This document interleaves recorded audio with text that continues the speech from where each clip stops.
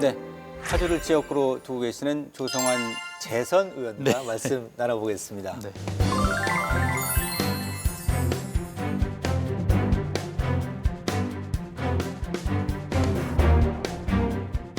축하드립니다. 좀 네, 늦었지만, 반갑습니다. 네. 네. 다소 늦은 감은 있지만 그래도 당선 소감 한번 말씀해 주시죠.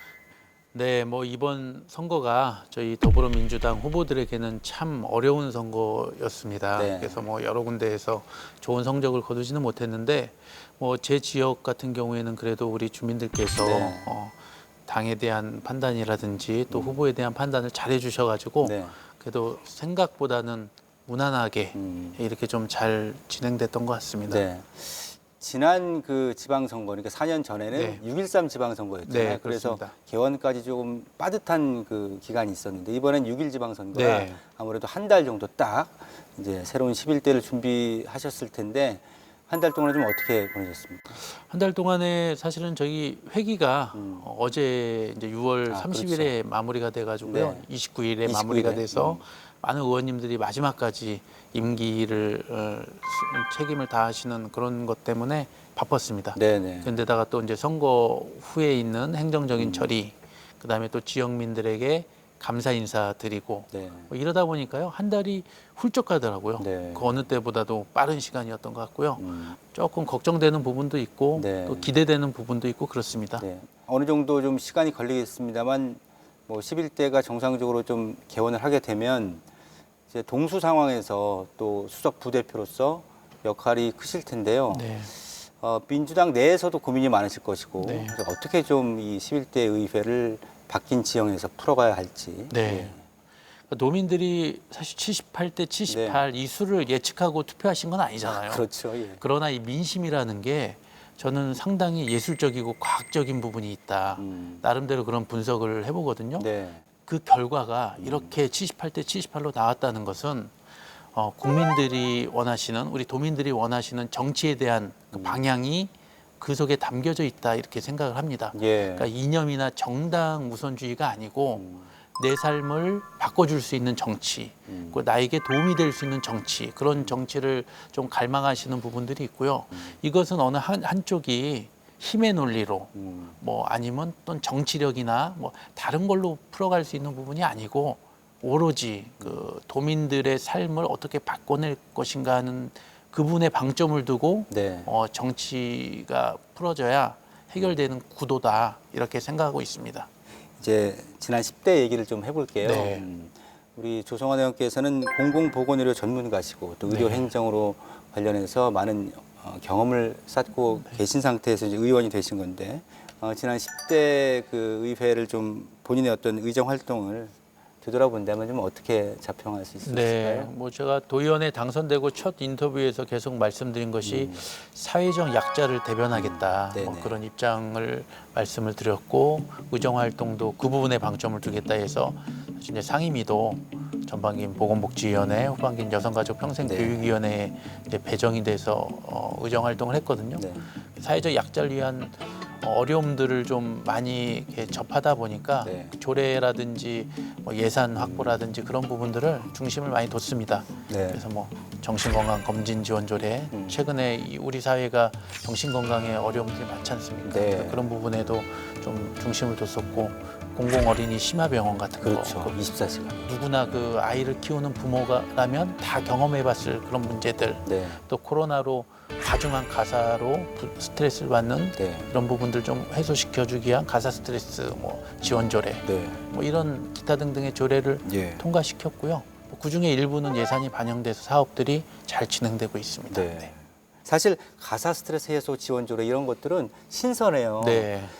특별히 사회적 약자를 대변한다는 그 의미 말고 이런 조례를 만드신 다른 계기는 있을까 싶어요. 네, 제가 국민의 한 사람이고 도민의 한 사람이고 네. 자녀를 키우고 키우는 또 아빠로서. 가정을 꾸려서 살아가는 소시민이지 않습니까? 네, 네. 이런 과정 속에 그 들어있는 문제점들, 스트레스를 받으면서 그것이 가정 불화로 이어지고 그렇죠. 그것이 심하면 가정이 해체되고 그러면 아이들도 또 불우한 환경 속에 놓이게 되고 이런 네. 과정들을 주변에서 많이 보다 보니까 이 근본적인 원인이 스트레스에 있다. 네. 사실 이제 그런 부분들의 사업을 진행시키기까지에는 여러 가지 또 한계점들이 있더라고요. 네. 그래서 그런 한계점들은 점점 풀어가면서 해야 되는데 이번에 우리 도지사로 당선되신 김동연 지사께서도 상상력과 창의력을 매우 강조하시더라고요. 예, 예. 딱 제 스타일이다. 아, 예. 네, 저도 엉뚱한 생각을 할 정도로 네. 상상력과 좀 창의력 부분에 성과를 내고 있는데 예, 예. 뭐 그런 측면의 뭐 결과가 아닌가 생각합니다. 정치가 고리타분한 영역이 아니라 네, 상상력과 창의력을 동원하면 네. 훨씬 새로운 세상을 만들 수 있다. 네. 그런 생각이 드는데 우리 교육제도가 사실 입시제도부터 시작해서 너무 손댈 게 많은데 아이들이 행복한 교육이 되기 위해서 참 지금 현재 문제점들은 어떻게 좀 파악하고 계시고 그것을 좀 해결하기 위해서는 어떤 대안을 네. 제시해 주시겠어요? 그러니까 저는 교육의 근본적인 문제에 이 소득 불균형 이것이 존재하고 있다. 네. 그렇게 생각을 합니다. 그래서 어른들이 그 문제를 풀어줘야 되는데 점점 우리 사회는 양극화가 더 심한 쪽으로 방향을 잡고 나아가고 있고 네. 교육이 그 문제를 해소하는 쪽으로 작동을 해야 되는데 교육 시스템이 네, 네. 그것을 더 강화시키는 쪽으로 작동하고 있다. 음. 그래서 기득권이 교육이라는 시스템을 통해서 본인들의 기득권을 유지하는 도구로 활용하고 있다. 그 이유 중에 하나가 초등학교 고학년이 되면 학원을 안 다니는 아이들이 없어요. 네. 다 다닙니다. 그리고 그것이 가정으로 보면 교육비 지출이 경제적인 부분에 상당한 부담으로 작동을 합니다. 네. 그런데 그렇게 모든 아이들이 학원을 다녀서 교육을 통해서 대다수의 아이들이 또 뭐 명문대를 가느냐 그렇지는 않거든요. 네. 사회가 딱 틀이 정해져 있기 때문에 갈 수 있는 인력들은 1% 2%에서 한정돼 있거든요. 그 소수가 독점하고 있는. 근데 대다수의 아이들은 거기에 어떻게 보면 밑바탕이 돼주는 이런 안타까운 현실이 있고 네. 그것이 아이들의 삶을 보면 너무나 불우하고 불쌍하고 안타까운 현상으로 동작을 하고 있어서 네. 제 정치적으로 만약에 당신에게 어떤 거를 준다 이러면 저는 교육부 장관을 하고 싶다. 예, 그건 뭐 대통령은 실무를 잘 할 수 없지만 네. 교육부 장관 정도 되면 저는 욕을 먹더라도 이 사회의 그 시스템만은 바꿔줘야 무수히 자라나는 우리 후손들에게 좀 어른들로서의 일말의 책임을 다할 수 있다 이렇게 생각이 되고 있습니다. 네.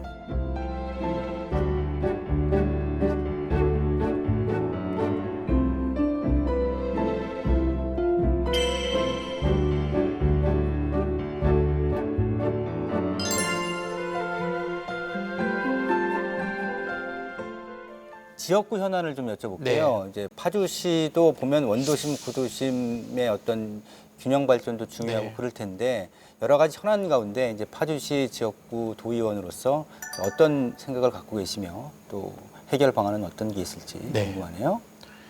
제 지역구 같은 경우에 이제 신도시를 중심으로 한 네. 지역구입니다. 그래서 많은 분들이 이사를 해오시면서 네. 모두가 말씀하는 것이 살기에는 좋다. 그런데 교통이 불편하다. 아. 네, 서울로 나가는 교통이라든지 옆 도시로 나가는 그러니까 관내 외에 교통이 불편하다는 말씀을 많이 해주시고 네. 사실 이제 지하철 3호선 연장 계획안이 지금 진행되고 있는 상황이거든요. 네, 네. 그래서 좀 그것이 빨리 완공되는 그런 수건 사업이 있어서 교통 문제에 좀 중심을 해결에 대한 중심의 욕구가 있고요. 네. 그다음에 이제 문화에 대한 욕구가 상당히 많습니다. 네. 근데 저희가 4월 달에 50만 대도시가 됐거든요. 그렇죠. 대도시에 맞는 또 그런 문화 공연장이라든지 시스템을 좀 갖춰서 그 스트레스 해소에 문화가 사실은 상당히 긍정적인 문화와 예술이 그렇죠. 그런 효과를 발휘하거든요. 그래서 그런 부분들을 잘 연계해서 좀 행복한 그런 도시를 만드는데 집중해 볼까 합니다. 네.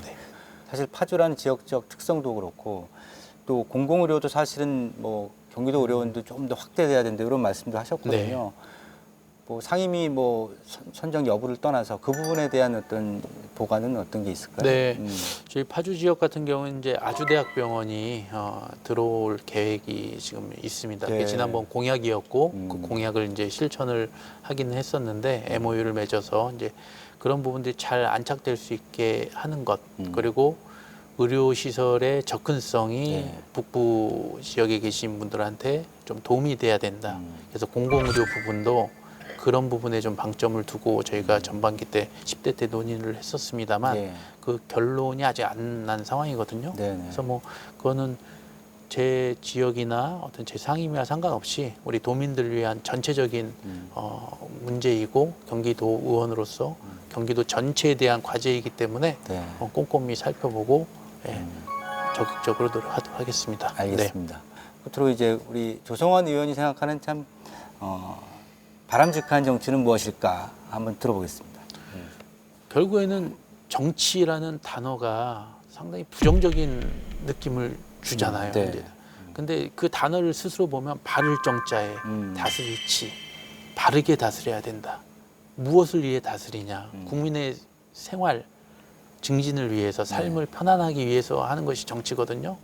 그러니까 내 삶이 바뀌는 쪽으로 생각을 하고 네. 이것이 다른 사람의 문제가 아니고 나의 문제다라고 동일하게 생각하면서 정치를 하는 것이 현대 사회에 꼭 필요한 정치라고 생각하고요. 그 이제 11대 의회 뭐 당에서 맡은 역할도 있고 그러실 텐데 개인적으로 11대 의원 조성하는 이런 것들은 꼭 4년 동안 반드시 해내겠다. 네. 이제 당선되시고 또 네. 한 달 동안 이렇게 다짐하신 내용들이 있을 것 같아요. 그러니까 뭐 공약은 주민들께 있으니까. 다 약속을 드렸습니다. 네네. 그리고 사실 10대 때 공약 이행률 85.7%라는 네. 슬로건을 걸고 또 선거운동을 했고 네. 거기에 대한 평가를 좋게 해주셨었는데 제가 이제 의정활동 도민들에게 약속 드리는 부분들은 역지사지의 마음을 가지고 의정활동을 계속 수행하겠다. 네. 11대 의회는 여야가 이제 동수입니다. 10대와는 많은 정치적 환경이 다르기 때문에 때로는 갈등도 있게 되고 또 조정하는 일들도 있게 되는데 수석 부대표로서 상대방에 대한 배려와 설득 작업을 열심히 해서 하나라도 당리당략이 아닌 도민의 삶의 중심이 되는 의정 활동이 될 수 있도록 제가 가진 능력을 동원할 계획입니다. 끝까지 지켜봐 주시고 때로는 제가 지치고 힘들 때도 있을 것 같은데요. 그때 응원해 주시면 큰 힘이 될 것 같습니다.